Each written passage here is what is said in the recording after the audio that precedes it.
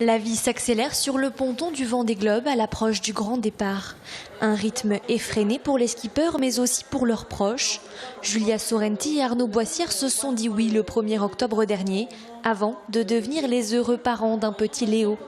Tout se fait très vite. C'est un peu speed, un peu fatigant parce que je dois gérer les nuits du bébé.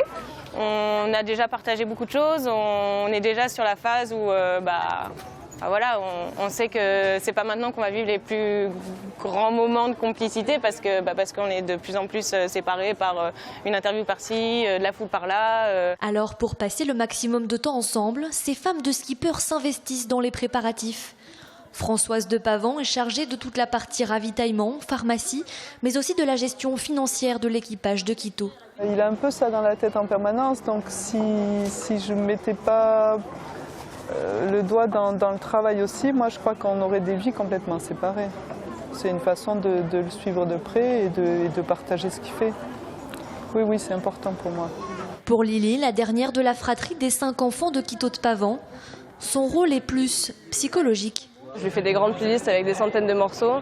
Même si je sais qu'il ne va pas tout aimer, je lui mets de tout. Mon père déteste l'opéra. Et je lui ai quand même mis un petit morceau de Pavarotti que moi j'adore. Parce que je me dis, il est toujours pas convaincu, mais je suis persuadée qu'en plein milieu de la tempête, c'est genre un truc qui passerait très très bien. Mais si elle conçoit l'amour de la mère et le goût de l'aventure de son père, elle a parfois du mal à comprendre ce qui le motive tant à partir.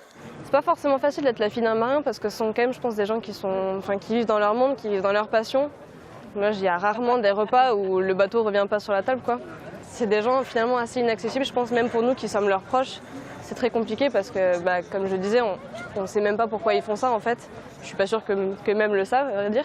Mais ouais, on comprend pas tout dans ce qui se passe dans leur tête. Et ils ont, pour mon père en tout cas, c'est peut-être pas le cas pour tout le monde, mais ils ont du mal à l'exprimer. Le moment de la séparation approche et les au revoir se font bien avant le départ.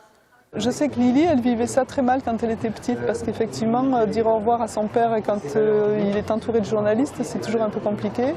Moi, j'en ai l'habitude, donc je lui dis au revoir bien avant.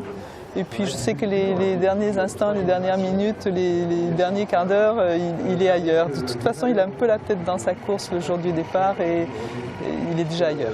Certaines familles accompagneront leur skipper dans le chenal le 6 novembre prochain.